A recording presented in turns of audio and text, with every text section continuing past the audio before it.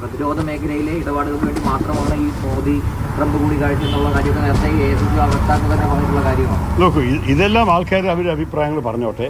ഞാൻ മനസ്സിലാക്കിയിരിക്കുന്നത് പല നേതാക്കളും അതുപോലെ ഈ ഒരു മാസം കൂടി ആയിട്ടില്ല, അദ്ദേഹം 20 ജാനുവരിയിലാണ് രാഷ്ട്രപതി ആയത്. ഇപ്പോൾ 15 ഫെബ്രുവരി ആകുമ്പോഴേക്കും നമ്മളുടെ പ്രധാനമന്ത്രി അദ്ദേഹത്തിൻ്റെ 4ാമത്തെ അതിഥിയായിട്ട് അവിടെ എത്തി അതിൽ നേരിട്ട് കാണാനും കൂടിക്കാഴ്ച ഉണ്ടാക്കാനും സംസാരിക്കാനും എല്ലാത്തിനും അവസരം എടുത്തത് എൻ്റെ അഭിപ്രായത്തിൽ നല്ലൊരു കാര്യമാണ്. അത് ഭാരതത്തിൻ്റെ ഒരു പ്രാധാന്യം നോക്കിയിട്ടാണ്. നമ്മൾ ഒരിക്കലും ഒരു സംശയവും വേണ്ട, ഇതേപോലെ ഒരു 100 നേതാക്കൾ ആവശ്യപ്പെട്ടിട്ടുണ്ടാവും അദ്ദേഹത്തെ കാണാൻ. എല്ലാവർക്കും അവസരം കൊടുത്തില്ലേ? ഇത് ഭാരതത്തിൻ്റെ ഒരു അംഗീകാരമാണ്. നമ്മളതിനെ എൻ്റെ അഭിപ്രായത്തിൽ നമുക്ക് കുറച്ച് അഭിമാനത്തോടെ പറയാം. ഭാരതത്തിൻ്റെ ഒരു മഹത്വം കണ്ടിട്ടും ഭാരതത്തിൻ്റെ ഒരു പ്രാധാന്യം കണ്ടിട്ട് തന്നെ ഇതൊക്കെ ചെയ്യുന്നത്. അപ്പോൾ നമ്മൾ അതിനെയും ആ സ്പിരിറ്റിൽ കണ്ടിട്ട് എന്താണ് നമ്മളുടെ ആഗ്രഹങ്ങൾ. നിങ്ങൾക്കറിയാം, ഈ ട്രേഡിൻ്റെ വിഷയത്തിൽ ഈ ടാരിഫ്സൊക്കെ ട്രംപിന് ഇടയ്ക്കിടയ്ക്ക് എല്ലാ 5 മിനിറ്റും ഈ വാക്ക് ടാരിഫ്സ് ഉപയോഗിക്കാൻ തുടങ്ങിക്കഴിഞ്ഞു. നമ്മൾക്കൊരു കാര്യം മനസ്സിലാക്കണം, ഇന്ത്യൻ എക്സ്പോർട്ട്സിൽ ടാരിഫ്സ് വന്നു കഴിഞ്ഞാൽ എന്ത് പറ്റും? നമ്മുടെ എക്സ്പോർട്ട്സ് ചുരുങ്ങിപ്പോയി കഴിഞ്ഞാൽ നമ്മുടെ രാജ്യത്തിൽ വളർച്ച കുറയും. അതുകൊണ്ടാണ് എപ്പോഴും നമുക്ക് ആവശ്യമുള്ളത് ഇങ്ങനെയുള്ള കാര്യത്തിൽ നയതന്ത്ര രീതിയിൽ അവരോട് സംസാരിച്ചിട്ട് മുന്നോട്ട് കൊണ്ടുപോകാൻ. വേറെ കാര്യം നമുക്ക് മനസ്സിലാക്കേണ്ടത്, ഈ വിഷയത്തിൽ ഈ രാഷ്ട്രപതി ഒരു രാഷ്ട്രപതി ഒരു പ്രധാനമന്ത്രി കൂടി തീരുമാനിച്ചിരിക്കുന്നത് അടുത്ത 8-9 മാസം 2 രാജ്യങ്ങളുടെ ഡെലിഗേഷൻ ഒരുമിച്ചിരുന്നിട്ട് ഒരു നെഗോസിയേഷൻ നടത്തും. അപ്പോൾ നമ്മൾക്ക് പെട്ടെന്ന് നമ്മൾ അഥവാ മോദി അവിടെ പോയിട്ടില്ലെങ്കിൽ അയാൾ ചിന്തിക്കാതെ വെറും നമ്മളുടെ ടാരിഫ് ഫിഗേഴ്സ് മാത്രം നോക്കിയിട്ട് അവർ റെസിപ്രോക്കൽ ടാരിഫ്സ് അടിച്ചിട്ടുണ്ടെങ്കിൽ എന്തൊക്കെ നഷ്ടം വന്നിട്ടുണ്ടാകും ഭാരതത്തിൽ. അറ്റ്ലീസ്റ്റ് നമുക്ക് ഈ 9 മാസം വാങ്ങാൻ സാധിച്ചു. അതിൻ്റെ ഇടയിൽ നന്നായിട്ട് നെഗോസിയേഷൻ നടത്തണം. ഇതൊക്കെ ഒരു സർക്കാരിൻ്റെ ചുമതലയുടെതൊക്കെ ചെയ്യണം. പക്ഷേ ഇതിനൊരു അവസരം കിട്ടിയതിനും ഇതിനു വേണ്ടി വാതിൽ തുറന്നതിനും നമ്മുടെ പ്രധാനമന്ത്രി നന്നായി ചെയ്തു എന്ന് പറയാൻ എനിക്കൊരു ബുദ്ധിമുട്ടുമില്ല. ഇന്ത്യക്കാരെ നാടുകളൊക്കെ ഇവിടെ കൊണ്ടുവന്നപ്പോൾ വലിയ പ്രതിഷേധം ഉണ്ടായതാണ് കോൺഗ്രസ് അടക്കം. ഞാനും പ്രതിഷേധം ചെയ്തല്ലോ. ഞാൻ ഇന്നലത്തെ കോമെന്റിലും കൂടി ഞാൻ എന്താ പറഞ്ഞത്, ഞാൻ പ്രസ് കോൺഫറൻസ് കേട്ട കാര്യങ്ങൾ മാത്രമേ ഞാൻ പറയാൻ സാധിക്കുള്ളൂ. പക്ഷേ എൻ്റെ ഒരു റിഗ്രറ്റാണ്, ഈ വിഷയത്തെക്കുറിച്ച് ഞാൻ നമ്മുടെ പ്രധാനമന്ത്രി ഒരു വാക്കും കേട്ടില്ല. അത് ഞാൻ വിചാരിക്കുന്നു അദ്ദേഹം വാതിൽ അടച്ചിട്ട് നേരിട്ട് പറഞ്ഞിട്ടുണ്ടാവും. ഒരു പക്ഷേ എല്ലാ കാര്യങ്ങളും തുറന്ന് വെളിയിൽ പറയാൻ ആവശ്യമില്ലല്ലോ നയതന്ത്രത്തിൽ. ഡിപ്ലോമസീൻ്റെ അർത്ഥം എല്ലാം തുറന്നു കാണിക്കണമെന്ന് ആവശ്യമില്ല. നമ്മൾ ഒരു പക്ഷേ ഈ വിഷയത്തിന് അകത്ത് അദ്ദേഹം പറഞ്ഞിട്ടുണ്ട്. പക്ഷെ എന്തായാലും ഈ ഹാൻഡ് കഫ്സ് ഒക്കെ കെട്ടി കാലിനൊക്കെ ഇരുമ്പിൻ്റെ റിസ്ട്രെയിൻസ് കൊണ്ടൊക്കെ കെട്ടി വെച്ച് മനുഷ്യന്മാരെ അപമാനിക്കാൻ ഒരു ആവശ്യമില്ല.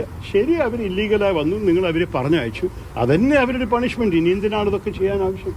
അപ്പോൾ അതിനെക്കുറിച്ച് നമ്മൾക്ക് നമ്മുടെ ഒരു സെൽഫ് റെസ്പെക്റ്റിന്റെ പേരിൽ സംസാരിക്കണം എന്ന് എനിക്കൊരു സംശയമില്ല. അത് ഞാൻ പറഞ്ഞു, അതിന് ഞാൻ പിൻവലിക്കുന്നില്ല കേട്ടോ. വികസനത്തെ പിന്തുണയ്ക്കും അതിന് പൂർണ്ണമായി കേരളത്തിലെ പ്രതിപക്ഷം തള്ളിക്കളയുകയാണ്. അങ്ങയുടെ ലേഖനത്തെ പൂർണ്ണമായി തള്ളിക്കളയുന്നു. മാത്രമല്ല, ഹൈക്കമാൻഡിന് ഇക്കാര്യത്തിൽ വിയോജിപ്പ് പരാതി അറിയിക്കുമെന്നാണ് ഇപ്പോൾ പുറത്തുവരുന്ന വിവരങ്ങൾ.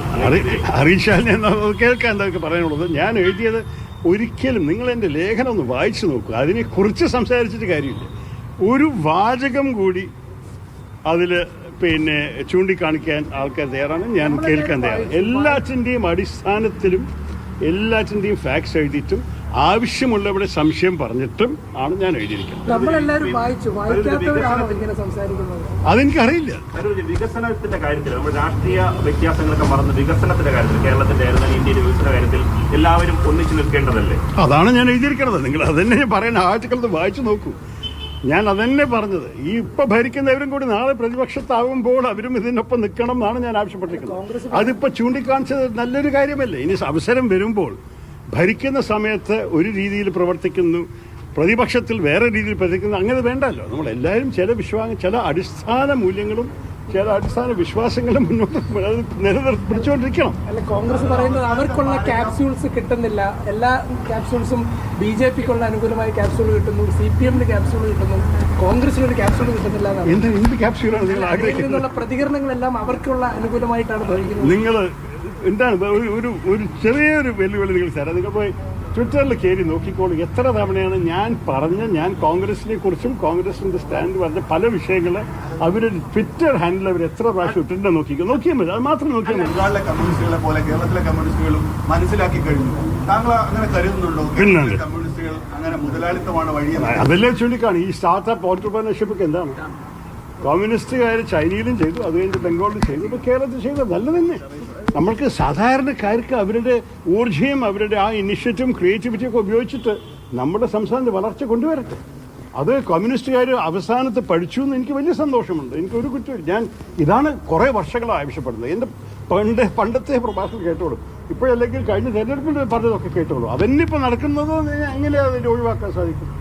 ലേഖനത്തിന്റെ യഥാർത്ഥ കണ്ടന്റ് കേരളത്തിലെ കോൺഗ്രസ്സുകാർ മനസ്സിലാക്കിയില്ല എന്നുള്ളതാണ്. അത് വായിച്ച് മനസ്സിലാക്കി എല്ലാവരും മനസ്സിലാക്കിയെന്ന് ഞാൻ പറയുന്നില്ല. എനിക്ക് പലവരും ഫോൺ ചെയ്ത് സംസാരിച്ചിട്ടുണ്ട് എന്നെ അനുകൂലമായിട്ട്. ചിലവർക്ക് വേറെ അഭിപ്രായ വ്യത്യാസം ഉണ്ടെങ്കിൽ അവർക്കും സ്വാതന്ത്ര്യമുണ്ട് പറയാൻ എന്തിൻ്റെ അടിസ്ഥാനത്തിലാണ് അഭിപ്രായ വ്യത്യാസം. ഞാൻ എഴുതിയത് വായിച്ചിട്ടുണ്ടെങ്കിൽ അതിൻ്റെ അടിസ്ഥാനത്തിൽ ഞാൻ സംസാരിക്കാനോ തർക്കം ചെയ്യാനോ തയ്യാറാണ്. കേട്ടോ, thanks very much. K Harikrishna വിവരങ്ങളുമായിട്ടുണ്ട്. ഹരി, എന്താണോ ശശി തരൂർ പറഞ്ഞത് അതിൽ അചഞ്ചലമായി തന്നെ പറഞ്ഞ കാര്യത്തിൽ തന്നെ ഉറച്ചു നിൽക്കുന്നു. മാധ്യമപ്രവർത്തകർ പല കാര്യങ്ങളും അതിലെ ഓരോ വരി വരെ ചോദ്യങ്ങളായി ഉന്നയിച്ചുകൊണ്ട് അദ്ദേഹത്തോട് പല കാര്യങ്ങൾ ആരായാൻ ശ്രമിച്ചെങ്കിൽ പോലും അദ്ദേഹം പറഞ്ഞതിൽ നിന്ന് ഒരു വിട്ടുവീഴ്ചയില്ലാതെ ഉറച്ചു തന്നെ അതേ മറുപടി തന്നെ പറയുകയാണ് അല്ലേ?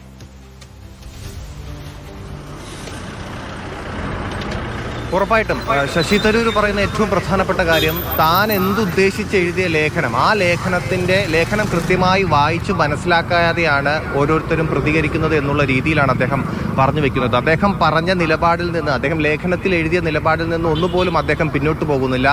രാജ്യത്തിന്റെ വളർച്ചയ്ക്ക് വേണ്ടി, സംസ്ഥാനത്തിന്റെ വളർച്ചയ്ക്ക് വേണ്ടി, കുട്ടികളുടെ ഭാവിക്ക് വേണ്ടി ആരെന്ത് ചെയ്താലും അതിനെ നല്ലത് തന്നെ പറയണം. ഒരു കാരണവശാലും അക്കാര്യങ്ങളിൽ രാഷ്ട്രീയം കാണരുത് എന്ന് അദ്ദേഹം എടുത്തെടുത്ത് പറയുന്നുണ്ട്. എല്ലാ കാര്യത്തിലും രാഷ്ട്രീയം കാണുകയും വിമർശിക്കുകയും ചെയ്യുന്നത് നല്ലതല്ല. മാത്രമല്ല, എന്തെങ്കിലും മോശം കാര്യം ചെയ്യുകയാണെങ്കിൽ അത് കൃത്യമായി വിമർശിക്കുക തന്നെ വേണം. പക്ഷേ രാജ്യത്തിൻ്റെയും സംസ്ഥാനത്തിൻ്റെയും കുട്ടികളുടെയും ഒക്കെ നല്ല കാര്യത്തിന് വേണ്ടി ചെയ്യുന്ന ഓരോ കാര്യങ്ങളും അതിനെ പ്രശംസിക്കേണ്ടതാണെങ്കിൽ പ്രശംസിക്കുക തന്നെ വേണമെന്ന് അദ്ദേഹം പറയുന്നുണ്ട്. മാത്രമല്ല, പ്രതിപക്ഷ നേതാവ് ഉൾപ്പെടെയുള്ളവർ, സംസ്ഥാനത്തെ കോൺഗ്രസ് നേതൃത്വം ഒന്നാകെ ഈ ലേഖനത്തെ വിമർശിച്ചു, ശശി തരൂരിനെ വിമർശിക്കുന്നതാണ് നമ്മൾ രാവിലെ മുതൽ കണ്ടുകൊണ്ടിരിക്കുന്നത്. അതിനൊക്കെ മറുപടിയായി അദ്ദേഹം പറയുന്നത് പ്രതിപക്ഷ നേതാവ് ആ ലേഖനം ഒന്ന് വായിക്കട്ടെ, അദ്ദേഹം വായിച്ചതിന് ശേഷം പ്രതികരിക്കട്ടെ എന്നുള്ള. കൊമ്പനെ പോലെ ഇഴഞ്ഞുകൊണ്ടിരുന്ന കേരളത്തിന്റെ വികസനം അതൊരു കടുവയെ പോലെ ഇണങ്ങുന്നു എന്നുള്ളതാണ് അദ്ദേഹം ഈ ലേഖനം തുടങ്ങുന്ന കാര്യത്തിൽ അങ്ങനെയാണ്